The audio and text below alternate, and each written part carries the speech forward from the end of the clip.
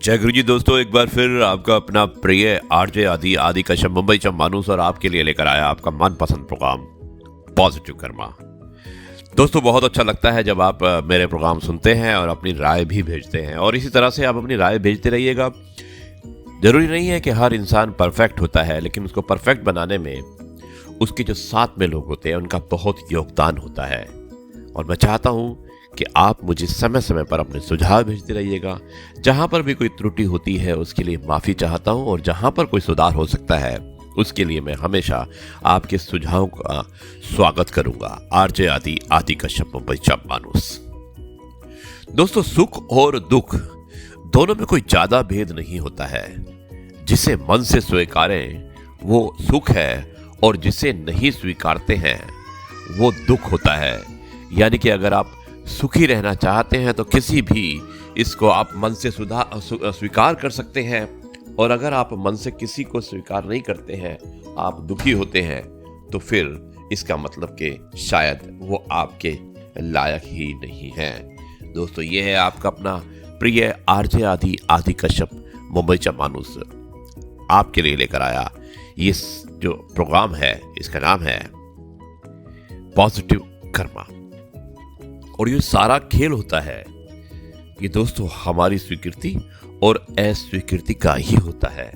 अगर हम किसी चीज को स्वीकार करते हैं, अगर मन स्वीकार करता है, तो वो स्वीकार किया जाने वाला जो कथन होता है वो सत्य होता है, और तब आप खुश भी होते हैं। और अगर अस्वीकार करते हैं तो आप दुखी भी होते हैं।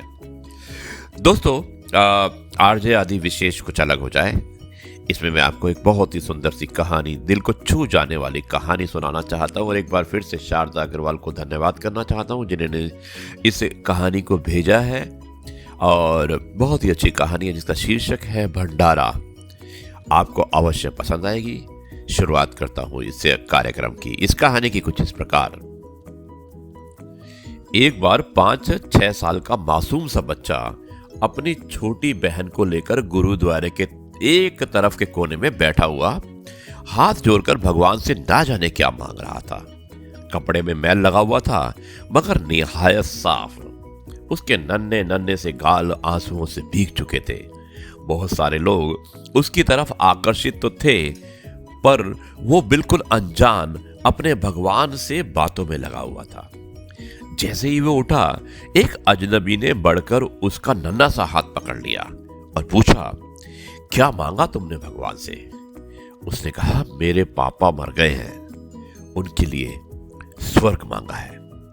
मेरी माँ रोती रहती है, उनके लिए सब्र मांगा है। और मेरी बहन माँ से कपड़े सामान मांगती है, उसके लिए पैसे मांगे हैं। तुम स्कूल जाते हो? अजनबी का सवाल बहुत ही स्वाभाविक सा सवाल था कि तुम स्कूल जाते हो? हाँ, जाता हूं, उसने कहा। किस क्लास में? अजनबी ने पूछा। नहीं अंकल, पढ़ने नहीं जाता। माँ चने बना देती है, वो स्कूल के बच्चों को बेचता हूं। बहुत सारे बच्चे मुझसे चने खरीदते हैं। हमारा यही काम धंधा है। बच्चे का एक एक शब्द मेरी रूह में उतर रहा था। और तुम्हारा कोई रिश्तेदार? ना चाहते हुए भी अजनबी बच्चे से पूछ ही बैठा। पता नहीं, मां कहती है गरीब का कोई रिश्तेदार नहीं होता।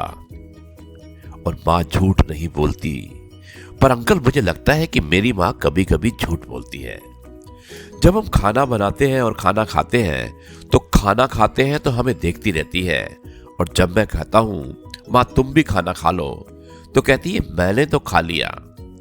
उस समय लगता है मां झूठ बोलती है। बेटा, अगर तुम्हारे घर का खर्च मिल जाए तो पढ़ाई करोगे? बिल्कुल नहीं, बच्चे का जवाब था। क्यों? मैंने पूछा। पढ़ाई करने वाले गरीबों से नफरत करते हैं अंकल। हमें किसी पढ़े हुए ने कभी नहीं पूछा, पास से गुजर जाते हैं। अजनबी हैरान भी था और शर्मिंदा भी। फिर उसने कहा, हर दिन इसी गुरुद्वारे में आता हूं। कभी भी किसी ने नहीं पूछा।